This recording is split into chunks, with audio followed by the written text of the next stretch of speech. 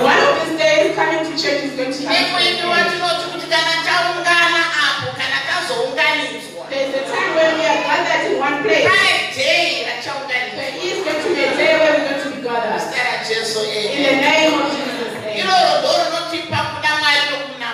That is the reason why we praise God every day. So praising God is happiness. This conference, women's conference, they have thing that calls virtuous women. Number two. I heard they had one before. I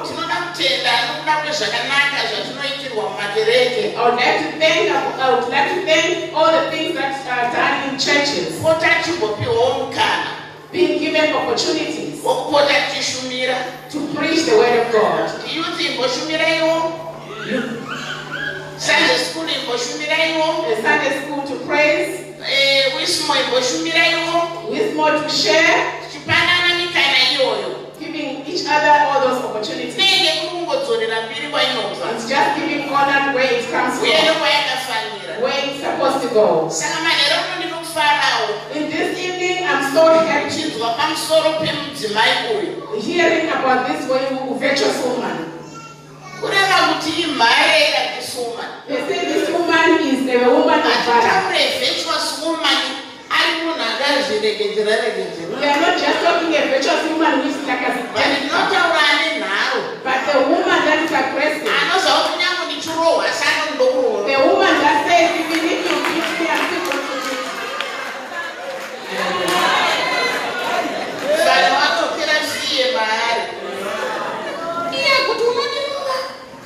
He's saying you're going to get me. And he said, I'm going to beat you. And no, he said, you're not going to beat you. In the name of Jesus.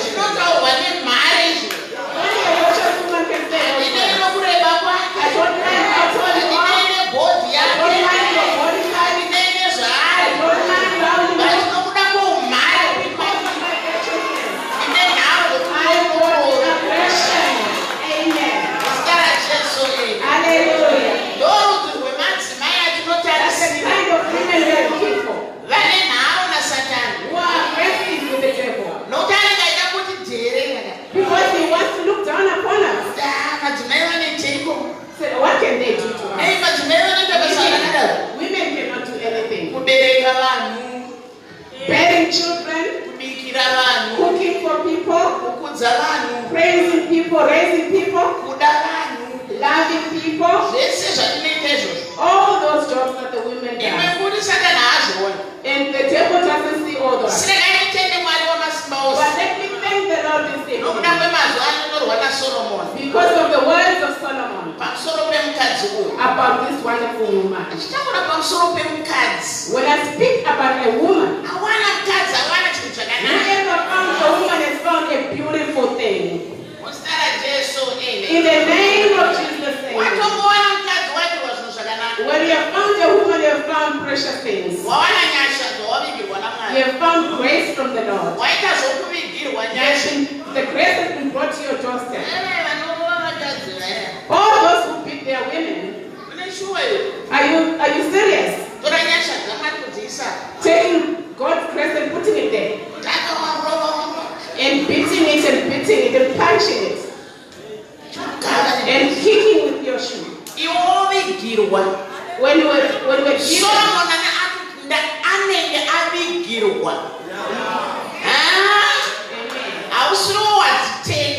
you didn't buy that grace. Do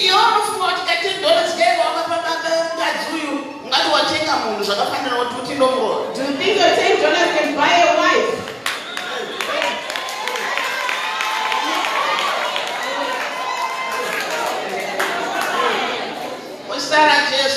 In the name of Jesus. The Bible says this woman was doing precious things every day of his life. In the name of Jesus, amen. That virtuous woman who does precious things each and every day in her life. Up until the wife thanks her.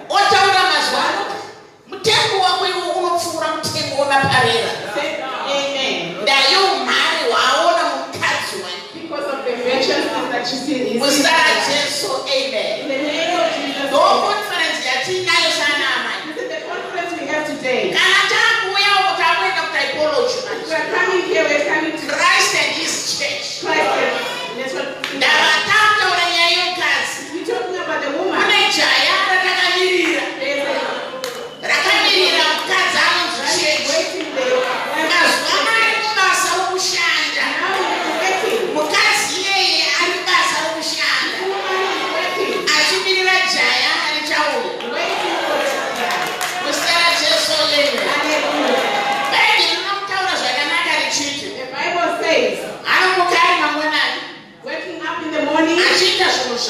Doing everything.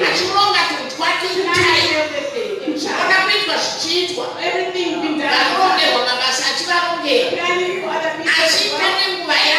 Doing it at the right time. Because she's virtuous. She knows what she's doing. Women, husbands, I thank you sometimes. If they have a partner, the wife that you married.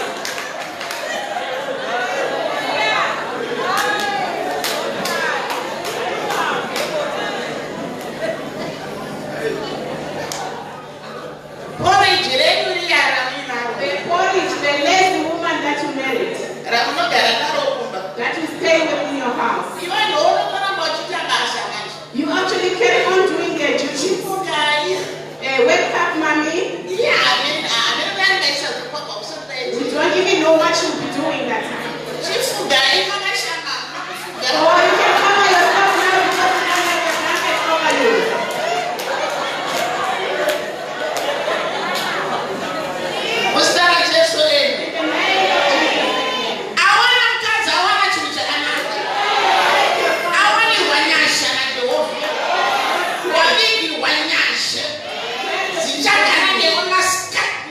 That shall live with you night and day. In the name of Jesus.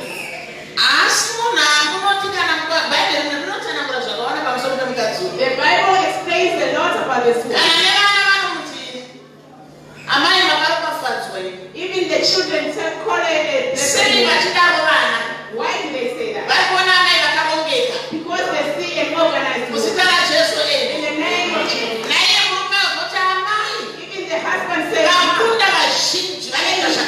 you pick so many that you are far better.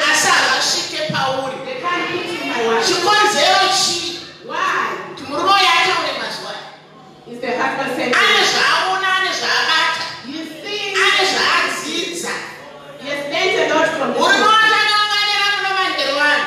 This evening, the husband who is sitting here for this evening, is watching us. He's going to comment. That's why we have words in when Jonah is speaking.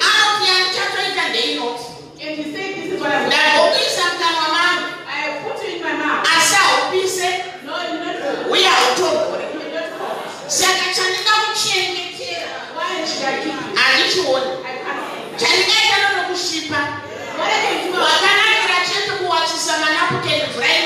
you're only good at washing napkins.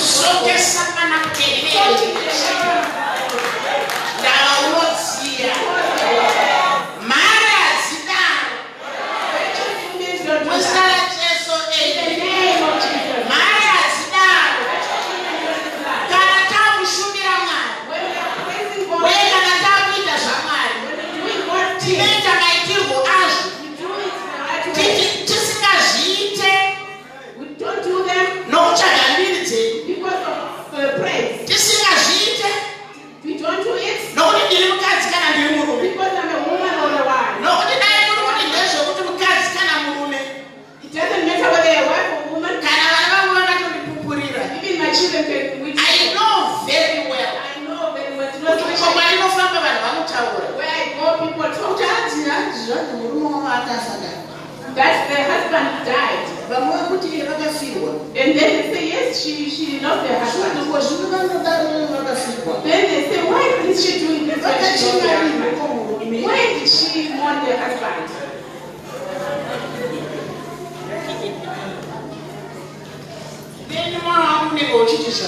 And my heart says, of course, I have to mourn my husband. And I did. And I'm still mourning.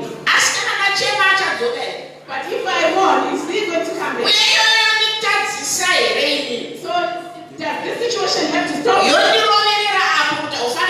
It must put me in a position that I'm not Christian at all. Because I know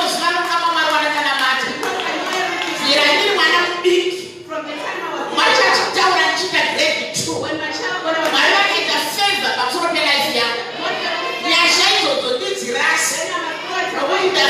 only because I lost my husband.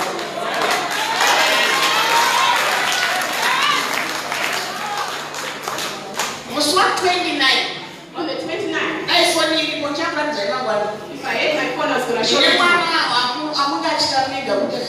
I've got a child that we may even that we buried on the 29th, my firstborn. People are still coming to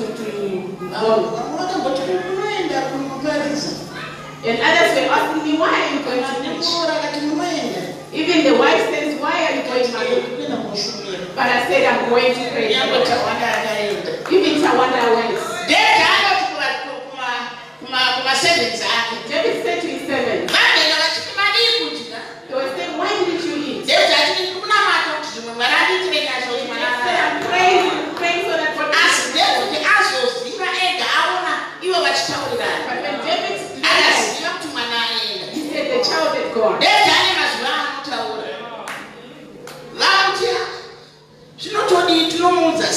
What are we going to tell you? And then she said, and then give me water to drink. Give me food so I can eat. And they were surprised why mommy is not when she was sick. She wasn't eating. Now we say the child has died. And now she wants to eat and she wants to pray. And the way the man will get the heart of God.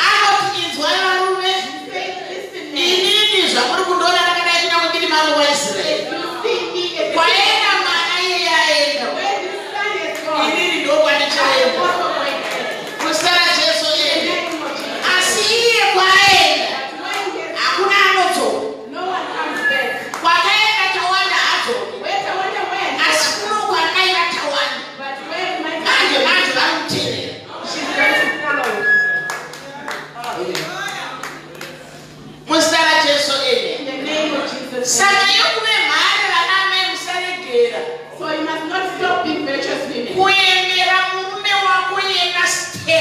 You can just fall around your bed. You can carry on your bed.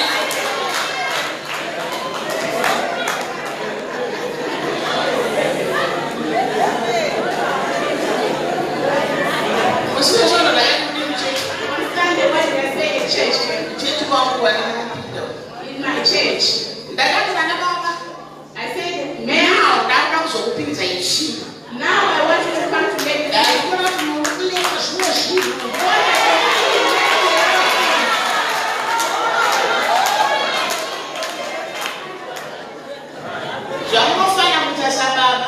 that you are supposed to do as husband. Doing for your wives. But you're not doing anymore. Now you always blame the woman. Why didn't you do this? Why didn't you do that?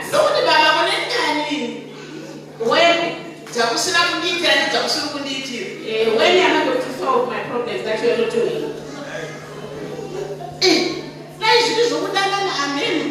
If it's now issues, I don't know. Lack of knowledge is very dangerous. That's true.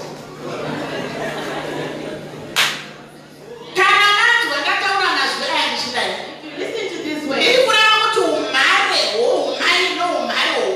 I'm saying the integrity of a man.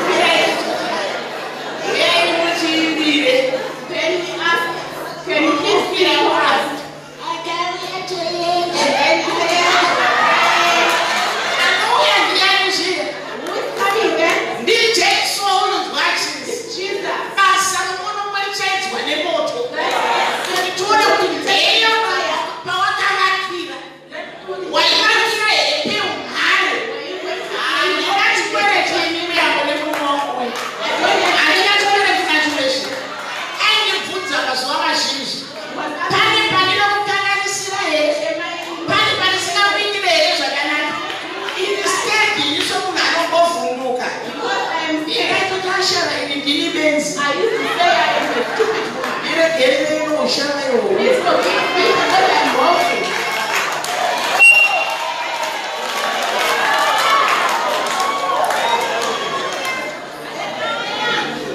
Asikichitirwa zvese. Ndakakidrama raKristu. Tese tinotama umhare watakawana. Kana tataurwa tichinzi anoita zvinhu zvake mazuva ese upenyu hwake. Uye achizviita in time. Nemurume wake anozikanwa kana pamaruwa kana mumaguta. Ndava yezvaanenge ari. Mapfekero nemabudiro aita.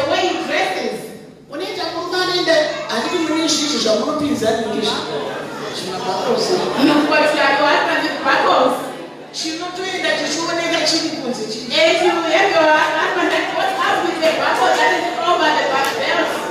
Mumba mabuda anoenda noti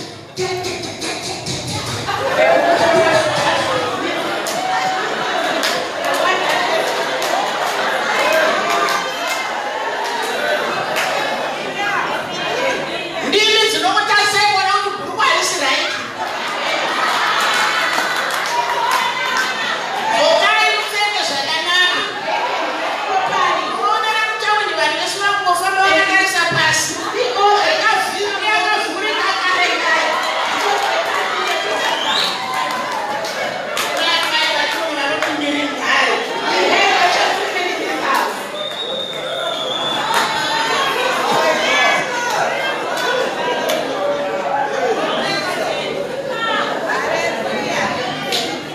In the name of Jesus, amen.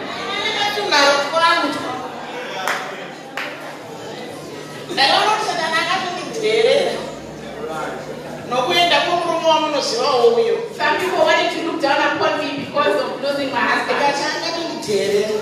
Then I said, oh, they will look down upon me. Ndakatondwa nezvepamusoro vandakuya kuda kwamubhuya kuda kwamu. I do my things at a greater level. Murume aenda izvozvo. When my husband went, Mwanakurudi yanga ari kuLondon. Mukadzi achizvo zvakadzokera nevanechiko. my firstborn was in London. Mukomana mudiki ari imba yake The small son also Ndeka and yasibonda asati karoorwa. my last born isn't married Ari yet. kuchikoro. He's still at school. Saka ndinenge ndichigara navanokubatsirawo nanombi.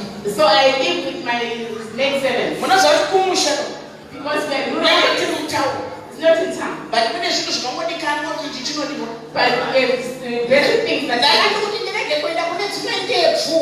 So in order for me not to go to another man, Kuna kuti ndipewo lero. say, can I please have a minute? I can't do that. I'm not going to do I that. did this already because I got shit up. Matemenya anoita mariri vanofamba muHarare vachifamba vakaisa. Ndonipaiwo demo. How much are you able to Rokunoisa kumba mangu. So I can Yazvoya kumba kwangu ndine demo. Ramu yanotobudirwa nevamwe varume.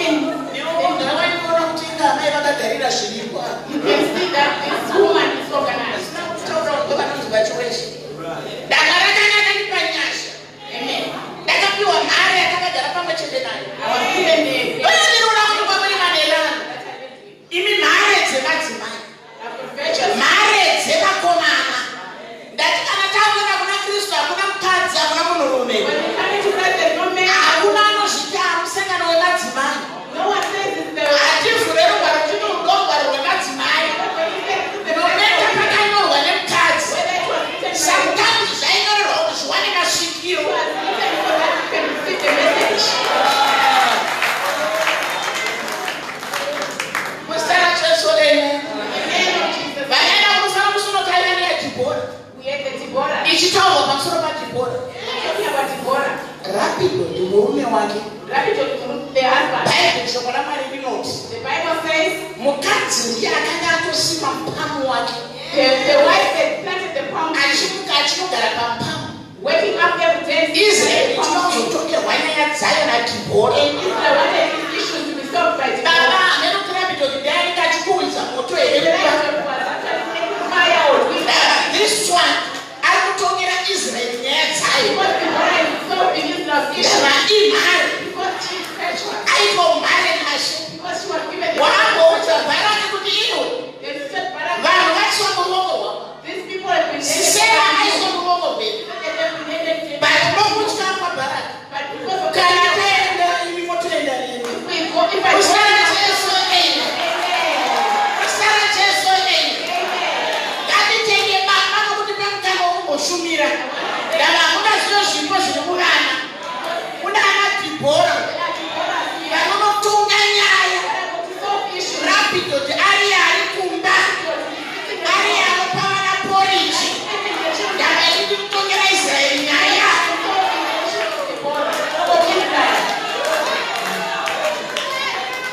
Musara Jesu ene. Akataura kuti kana Aroni mukadzi ndiani. Nyusi idzo dzakabva nekupi. Kunosangana hakundwe nevakadzi. Isu takadzikana mukadana muzita ravo. Ani nani anodana muzita raJesu.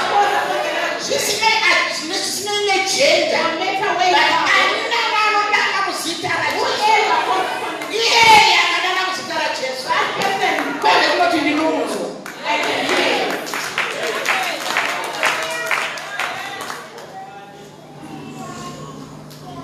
Anomuchaita zvakanaka. She sometimes does good things. Church. The church.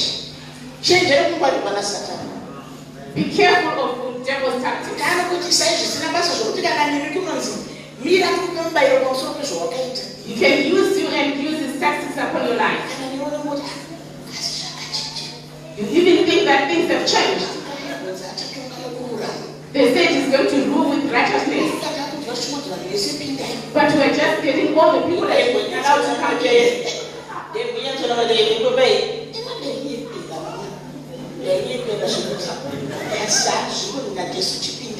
And Jesus is saying, all of you come.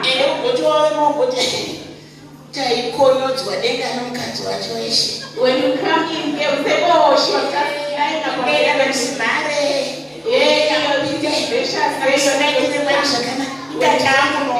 But now we are there. And we are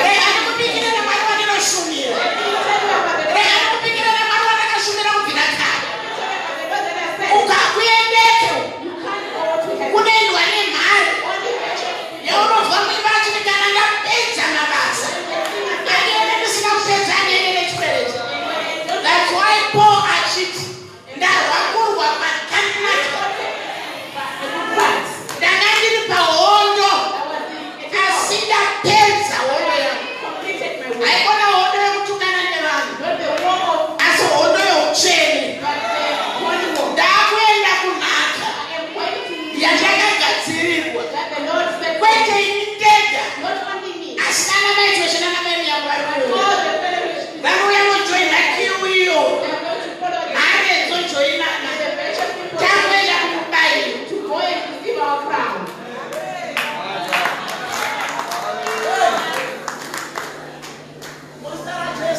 In the name of Jesus, amen.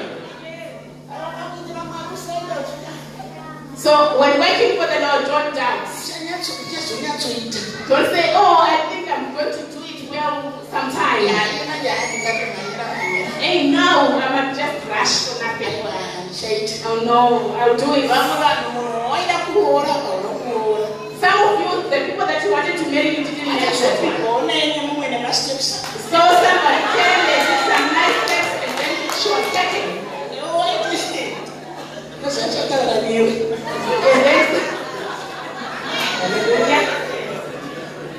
then, I'm going to talk to you, I'm going to tell you. And then she said, talk, tell me.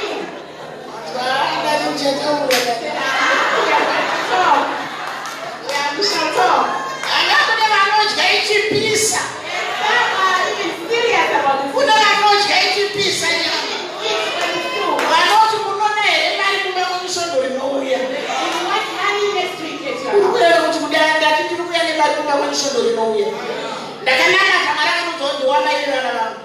prayed and God showed me. I'm going to come and marry you next week. Yes.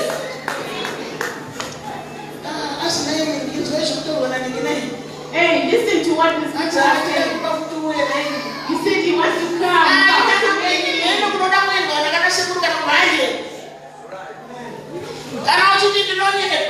If you think I'm lying, check my balance. check my balance. In my money, I'm going to do cash and carry.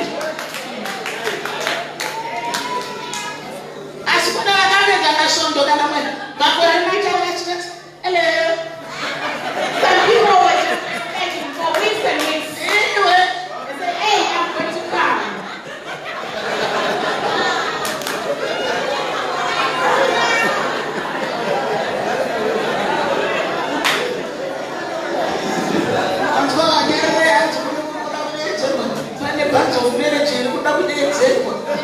There's a band of marriage that wants to be announced. But we are not even sure whether it's true or not. So we asked brother Ringi, sister sister so and so, where Daria is there.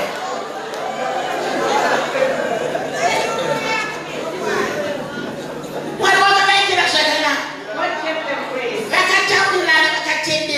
They spoke and they understood that they're going to be one. So they waited for this day. When they are going to be given to the Lord. So that they can be one. So let's all come and stand here. And some people just think they, but their neighbors are knocking each other. Yes, it's that because she knows what she's doing. He's so anti-approaching.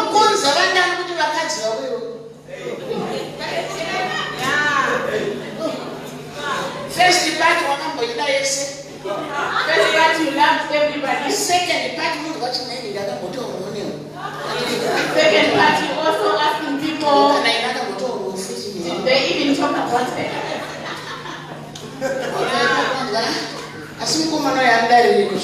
But why is it? They said, why a place stand up and sing?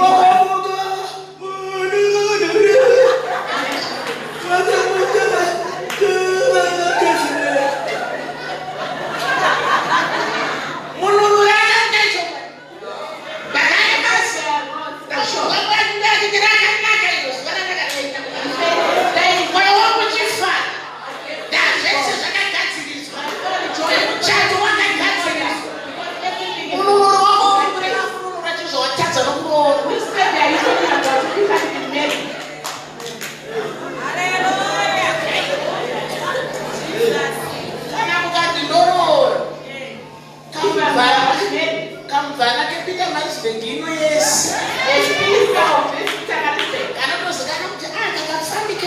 That has been the prostitute in the streets for so many years.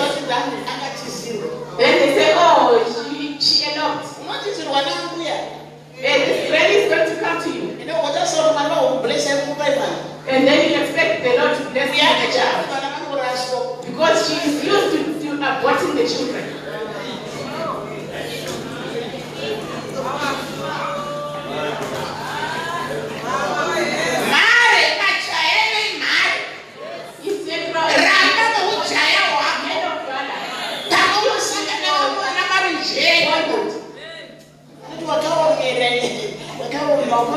And you're too stingy. You're too stingy.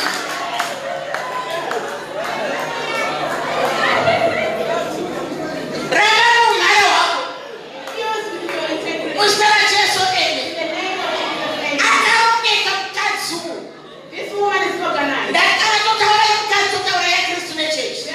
about the woman who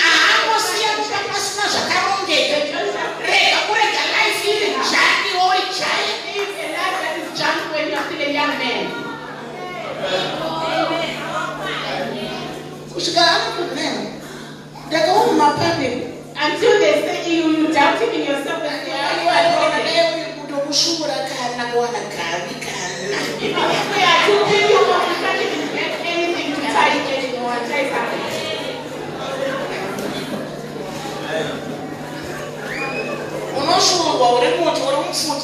Are you a tree to be filled, to take out back? She's just trying to see how she will spend your money.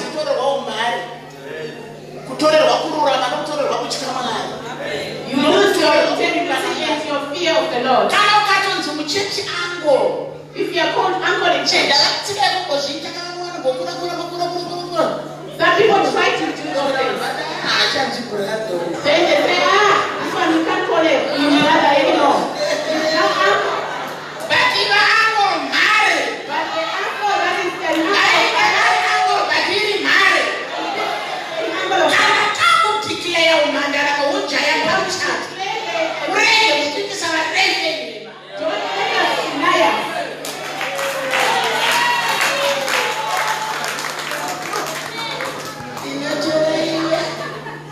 I take you to be my wife.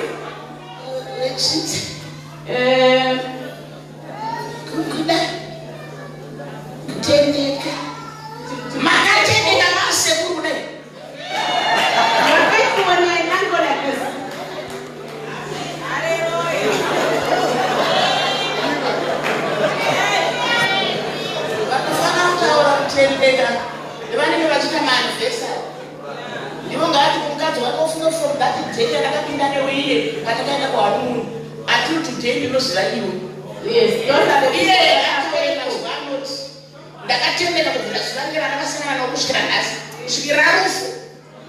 those who deserve to take and take to the people who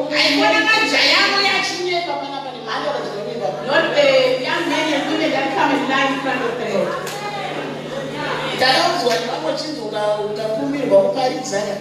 I hate that if you are asking me, if you are a visitor, Jesus Christ,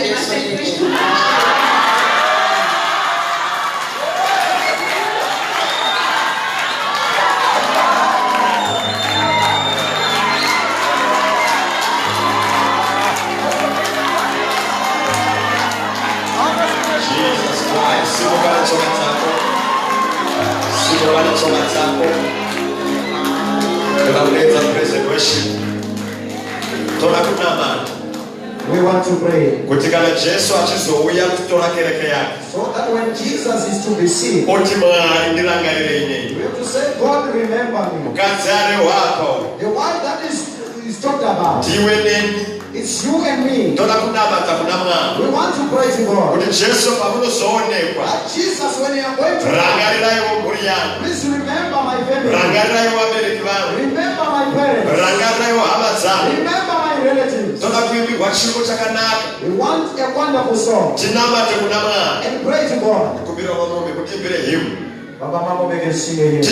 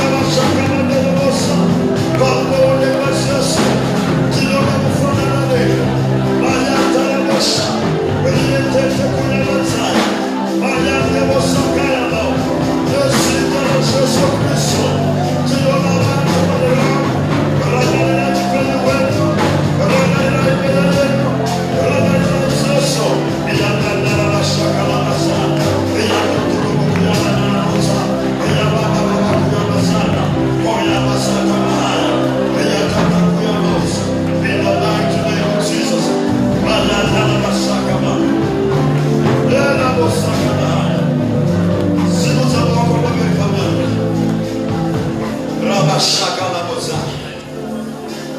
Reba